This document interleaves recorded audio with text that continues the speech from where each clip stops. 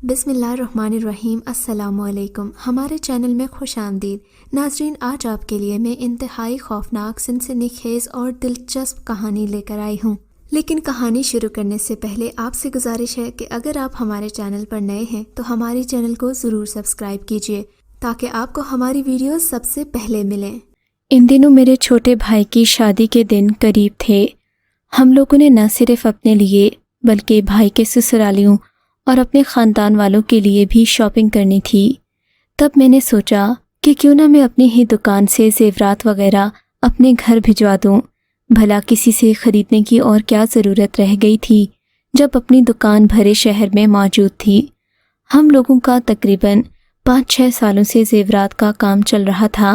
اگرچہ ہم اپنے زیورات نہیں بناتے تھے، لیکن ہم دوسرے ملکوں سے خوبصورت زیورات امپورٹ کرتے اور یہاں مہنگے داموں بیچ دیتے۔ یہ اس وقت کی بات ہے جب ہمارا کاروبار نیا نیا چلا تھا۔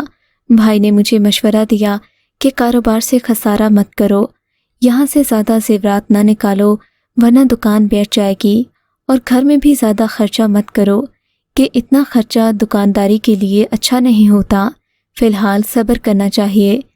مگر یہ سب باتیں اماں کے سامنے کہاں چلتی تھیں؟ بقول ان کے آج ان کے آخری بیٹے کی شادی تھی، تب مجھے اپنی ماں کی خوشی کا خیال کرنا چاہیے تھا۔ اماں بڑی امید اور آس لے کر میرے پاس آئیں، کہنے لگیں، بیٹے اسود کی شادی ہے، میں چاہتی ہوں اپنی ساری بہنوں کو قیمتی زیورات دوں، اللہ تمہاری دکان میں اور برکت دے گا۔ اگر تم 2-3 سیٹ مجھے نکال کر دو گے تو میں 2 چوڑیاں سبھی کو دے دوں گی۔ تم تو جانتے ہو بیٹا، رکھ رکھاؤ اور خاندانی اقدار کیا ہوتا ہے۔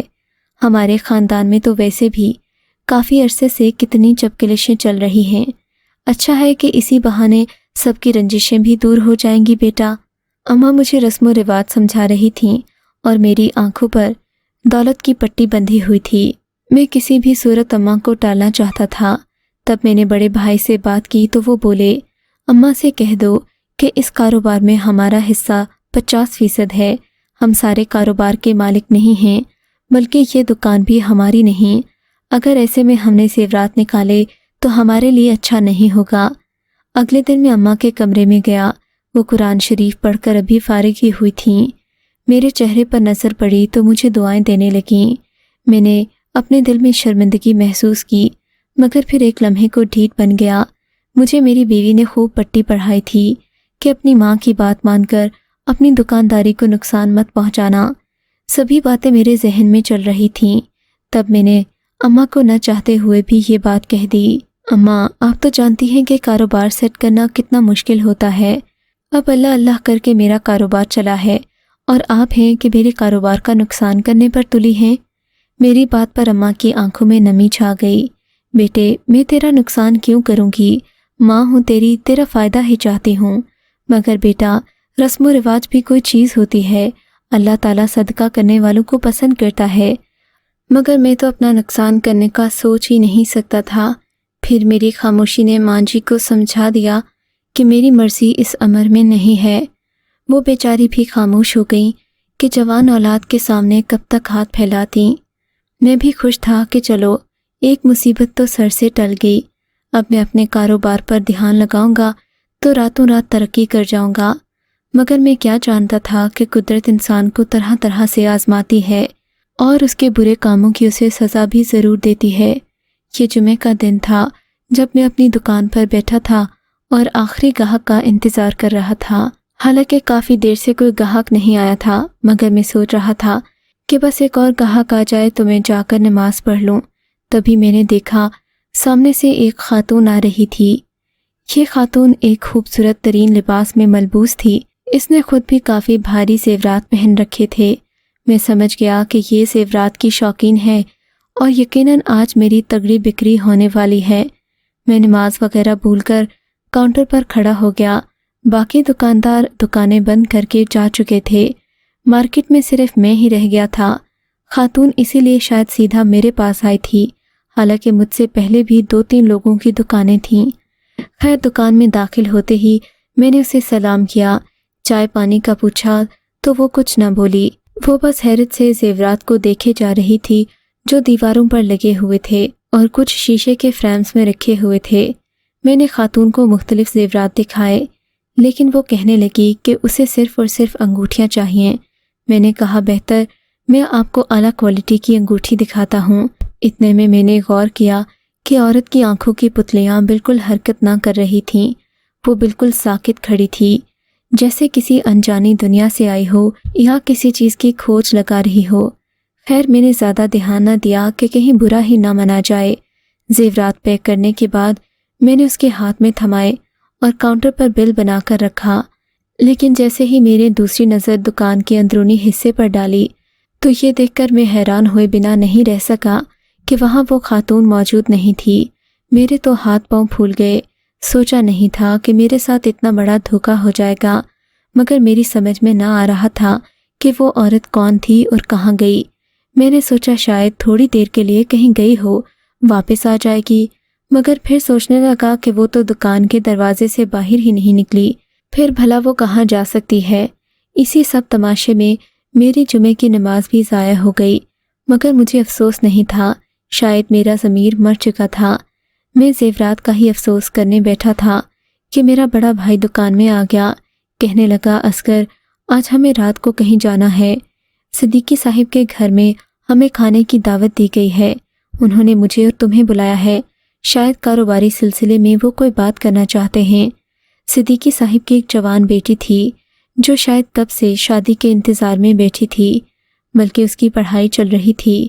مجھے مکمل یقین تھا کہ لازمی صدیقی صاحب مجھ سے اپنی بیٹی سائمہ کے رشتے کی بات کریں گے، اس لیے میں اچھی طرح تیار ہوا اور بھیا کے ساتھ صدیقی صاحب کے گھر چلا گیا۔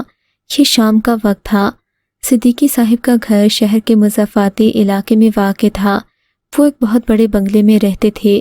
ان کے گھر کے باہر تقریباً 10 مرلے کا لان الگ سے تھا اور گھر اتنا عالی شان کہ ہر کوئی دیکھتا رہ جائے۔ صدیقی صاحب کو میری کاروباری صلاحیتوں پر بڑا مان تھا۔ وہ اکثر میری تعریف بھی کرتے، کہتے کہ تم جیسے ہونہار نوجوان آج کل نہیں ملتے، ہر کوئی اپنے باپ کے پیسے اڑا رہا ہے، جبکہ تم نے 5 سال اپنی دکان پر محنت کی ہے۔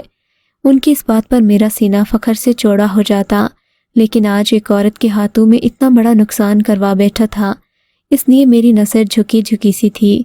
خیر ہم صدیقی صاحب کے بنگلے پر پہنچے۔ بھیا نے دروازے پر بیل بجائی اور سائڈ پر کھڑے ہو گئے، جبکہ میں نہ چاہتے ہوئے بھی ان کے گھر کے باہر موجود لان کی طرف متوجہ ہو گیا۔ اس باغ میں طرح طرح کے پھول بوٹے تھے اور تقریباً سارا باغ خوشبو سے مہک رہا تھا۔ یہ دیکھ کر میری روح تک سرشار ہو گئی، لیکن اگلے ہی لمحے مجھے ایسا لگا جیسے اسی لان کے اندر کوئی اور وجود بھی موجود ہے، جس کی ہلچل سے اس باغ میں اس کی موجودگی کا احساس ہو رہا تھا۔ اور پھر نہ جانے کیا ہوا، صدیقی صاحب نے دروازہ کھولا، بھیا کب اندر گئے مجھے پتہ ہی نہیں چلا۔ میں لان میں ہی کھویا ہوا تھا کہ ایک طرف چنبیلی کے درخت کے نیچے سے روشنی سی پھوٹنے لگی۔ میں پہلے تو سمجھا کہ شاید یہ روشنی صدیقی صاحب کے گھر سے آ رہی ہے، مگر جب غور سے دیکھا تو وہ روشنی کسی کے چہرے سے پھوٹ رہی تھی۔ 2 سبز آنکھیں میری طرف دیکھ رہی تھیں۔ یہ دیکھ کر میں ڈر گیا۔ مجھے لگا شاید کوئی بلی، کتا یا کوئی اور درندہ یہاں آن گھسا ہے، لیکن وہ ایک انسانی چہرہ تھا۔ کتا بلی کیسے ہو سکتا تھا، میں نے سوچا۔ پھر میں ڈر کر پیچھے ہوا کہ جھاڑیوں میں ایک زوردار شور پیدا ہوا اور ایک ہلچل کے ساتھ ایک عورت اپنے پورے وجود اور قد کے ساتھ اٹھ کر کھڑی ہو گئی اور میرے سامنے آ گئی۔ خاتون کو دیکھ کر میرا اوپر کا سانس اوپر اور نیچے کا نیچے رہ گیا۔ وہ ایک انتہائی روب والی عورت تھی جس کے چہرے پر کالی سیاہ لٹیں بکھری ہوئی تھیں اور اس کی آنکھیں حد سے زیادہ سیاہ کالی تھیں۔ میں یہ دیکھ کر اندر کی طرف بھاگنے لگا، تب وہ ہنستی ہوئی میرے پیچھے آئی۔ میں نہ جانے کیسے صدیقی صاحب کے گھر کے دروازے سے اندر داخل ہوا، اس قدر لڑکھڑایا کہ سامنے زمین پر جا گرا۔ مجھے لگا جیسے کسی نے مجھے پیچھے سے پیٹھ پر زور کا مکہ مارا ہو، تبھی میں زمین پر جا گرا ہوں۔ یہ سب میرے لیے ناقابل برداشت تھا۔ آج دن میں یہ دوسرا واقعہ تھا جب مجھے اپنے بڑوں کے سامنے شرمندگی اٹھانا پڑ رہی تھی۔ پہلے والے حادثے کا تو کسی کو نہیں پتا تھا، مگر اس بات کا سب کے سامنے ذکر بھی ہوا، کیونکہ بعد میں سب لوگ مجھ پر ہنس رہے تھے۔ مجھے بہت برا محسوس ہوا کہ آخر میرے ساتھ ہی یہ سب کیوں ہو رہا ہے۔ خیر ہم لوگ صدیقی صاحب کے گھر سے واپس آئے تو میری طبیعت بوجھل سی تھی، سر میں درد ہو رہا تھا اور جسم بھی عجیب سا تھکاوٹ کا شکار تھا۔ میں اپنے کمرے میں آتے ہی سو گیا۔ مجھے سخت نیند آ رہی تھی۔ یہ رات کا نہ جانے کون سا پہر تھا کہ مجھے اپنے کمرے میں کسی اور وجود کی موجودگی کا احساس ہوا۔ میں اٹھ کر بیٹھ گیا۔ دھیرے دھیرے مجھے لگا کوئی میری طرف بڑھ رہا ہے۔ خوف کی ایک سرد لہر میری کمر کی ہڈی میں سرایت کر گئی۔ میں نہیں جان پا رہا تھا کہ یہ کون ہے۔ کمرے میں گپ اندھیرا تھا، جبکہ کھڑکیوں کے پردے باہر سے آنے والی ٹھنڈی ہوا سے سرسرا رہے تھے۔ باہر بھی کالا اندھیرا تھا، کہیں روشنی کی کوئی رمق نہیں تھی کہ میں جان سکوں یہ کون ہے۔ اس لمحے مجھے لگا کوئی چور یا ڈاکو ہمارے گھر گھس آیا ہے، لیکن وہ چور ڈاکو نہیں لگتا تھا، کیونکہ ایک کومل سا احساس تھا جو اس کے وجود سے جڑا تھا۔ میں نے دیکھا اندھیرے میں دو نیلی چمکتی آنکھیں جو میری طرف بڑھ رہی تھیں۔ ان آنکھوں کو دیکھتے ہی مجھے صدیقی صاحب کے لان کا منظر یاد آ گیا۔ میں تو خوف سے کانپ کر رہ گیا۔ میں نے دیکھا وہ بالکل میرے سامنے کھڑی تھی۔ اس کی آنکھوں کے نور سے اس کا چہرہ بھی چمک رہا تھا۔ وہ اس قدر حسین تھی کہ نظریں ہٹانا مشکل تھا، لیکن رات کے وقت ایک انجان مخلوق کا میرے کمرے میں موجود ہونا مجھے ڈرا بھی رہا تھا۔ میں نے ڈرتے ڈرتے سوال کیا، کون ہو تم اور مجھ سے کیا چاہتی ہو؟ میری بات پر وہ مسکرا دی، میں تم سے کچھ نہیں چاہتی، لیکن تمہیں بہت ساری چیزوں کی ضرورت ہے جو میں تمہیں سکھا کر جاؤں گی۔ یہ کہہ کر وہ میری طرف بڑھی اور میں مارے ڈر کے بے ہوش ہو گیا۔ اس کے بعد میں نہیں جانتا کہ میرے ساتھ کیا ہوا اور میرے گھر والے کب میرے کمرے میں آئے۔ صبح میری آنکھ کھلی تو میں نے دیکھا کمرے میں امی مصلے پر جائے نماز بیٹھی نماز پڑھ رہی تھیں، جبکہ میری امی کے ساتھ میرا بھائی اور بہن بھی بیٹھے ہوئے تھے۔ انہیں دیکھ کر مجھے سخت شرمندگی کا احساس ہوا۔ میری وجہ سے میرے گھر والے بھی مشکلات کا شکار ہو گئے تھے، مگر میں کیا کر سکتا تھا؟ میں نے دیکھا میری بہن مدیحہ رو رہی تھی۔ مجھے سمجھ نہیں آئی کہ ایسا ہوا کیا جس کے بنا پر میرے گھر والے اتنا واویلا مچا رہے ہیں۔ حالانکہ یہ تو معمولی سی بے ہوشی تھی جس کے بعد میں علاج سے ٹھیک ہو جاتا۔ گھر والوں کا اس قدر رونا دھونا سمجھ میں نہیں آ رہا تھا۔ میں نے سوالیہ نظروں سے بھائی کی طرف دیکھا تو انہوں نے مجھے لیٹے رہنے کا اشارہ کیا۔ تب میں نے اٹھنے کی کوشش کی تو معلوم ہوا کہ میرا جسم سن ہو چکا تھا۔ میرے پاؤں میں شدید تکلیف تھی۔ میں نے آگے نظر ڈالی تو دیکھا میرا پاؤں پورے کا پورا زخمی ہو چکا تھا اور اس زخم کی وجہ سے خون رس رہا تھا۔ بھائی نے مجھے پٹی باندھ دی جبکہ بہن دعائیں کر رہی تھی۔ مجھے ہوش میں آتا دیکھ کر امی نے میرے بہن بھائیوں کو کمرے سے باہر جانے کا اشارہ کیا اور خود میرے پاس آ کر بیٹھ گئیں۔ میں امی کی طرف شرمندہ نگاہوں سے دیکھ رہا تھا۔ انہیں دیکھتے ہی میری نگاہوں کے سامنے اس لڑکی کا چہرہ گھوم گیا جس نے میری دکان سے زیورات کا نقصان کروایا تھا۔ میں امی کی گود میں سر رکھ کر پھوٹ پھوٹ کر رونے لگا۔ امی مجھے معاف کر دیں، یہ سب آپ کا دل دکھانے کی وجہ سے ہوا ہے۔ امی نے محبت سے میرے سر پر ہاتھ پھیرا اور بولی، نہیں میرے بیٹے، ایسی بات نہیں کرتے، میں تمہاری ماں ہوں، تمہیں بد دعا کیوں دوں گی؟ لیکن بیٹا تم جانتے ہو کہ میں نے تمہاری دکان سے زیورات کیوں مانگے تھے؟ شاید نہیں جانتے ہوگے۔ میں نے نفی میں سر ہلایا تو انہوں نے خود ہی بتایا، مگر بیٹا میں نے کسی مصلحت کی وجہ سے ہی تم سے وہ زیورات مانگے تھے۔ یاد ہے تمہاری دادی قرآن پاک کی تلاوت کیا کرتی تھیں، ان کے جانے کے بعد ہمارے اس گھر سے یہ رواج ختم ہو گیا تھا۔ میں بھی زندگی کی بھول بھلائیوں میں گھوم کر اللہ کی کتاب کی تلاوت کرنا بھول گئی تھی، اور پھر اس دن کے بعد سے ہمارے گھر پر جو ہوا وہ تمہارے سامنے ہے۔ تمہارے ابا کے ساتھ کیا معاملات ہوئے وہ بھی تم جانتے ہو، جبکہ ہم لوگ خود کتنی مشکلات کا شکار ہوئے، وہ بھی کسی سے ڈھکا چھپا نہیں۔ 5 سال سے تمہارا کاروبار ٹھیک تو چل رہا ہے، لیکن اس کے لیے میں باقاعدہ صدقہ دیا کرتی ہوں بیٹے۔ صدقے خیرات کے بغیر انسان آنے والے نقصان کو نہیں روک سکتا۔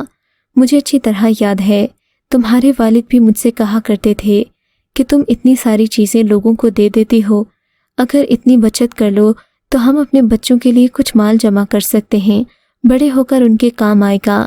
میں تمہارے بابا کو ہمیشہ منع کرتی کہ مال جمع کرنے سے نہیں صدقہ کرنے سے آتا ہے۔ جانتے ہو بیٹا، ہم صرف انسانوں میں ہی نہیں جنات میں بھی صدقہ کرتے تھے، یہ جانتے ہوئے کہ اس گھر میں اس نادیدہ مخلوق کا بھی قبضہ ہے۔ میں نے کبھی انہیں کسی چیز سے الگ کرنے کی کوشش نہیں کی، ہمیشہ ان کا حصہ رکھا۔ اور جانتے ہو بیٹا، اس سب کا مجھے فائدہ کیا ہوا؟ مجھے کبھی انہوں نے تنگ نہیں کیا۔ میں نے سوچا تھا کہ تم میری بات سمجھ جاؤ گے، مگر تم نہیں سمجھے۔ میں نے تمہیں اشاروں کنایوں میں سمجھانا چاہا، لیکن تم غافل بنے رہے۔ بیٹا، اب جو بھی ہوا وہ ان کا بدلہ سمجھو یا غصہ، لیکن اگر تم صدقہ دو گے اور وقت پر ان کا حق ادا کرو گے تو وہ تمہیں تنگ نہیں کریں گے۔ امی کی بات میری سمجھ میں آ گئی۔ اگلے دن دکان میں آ کر میں نے کچھ پیسے بھی صدقہ کیے اور گوشت منگوا کر امی کے کہنے کے مطابق میں نے اسی بستی میں جا کر تقسیم کیا جہاں غریبوں کے بچے آباد تھے۔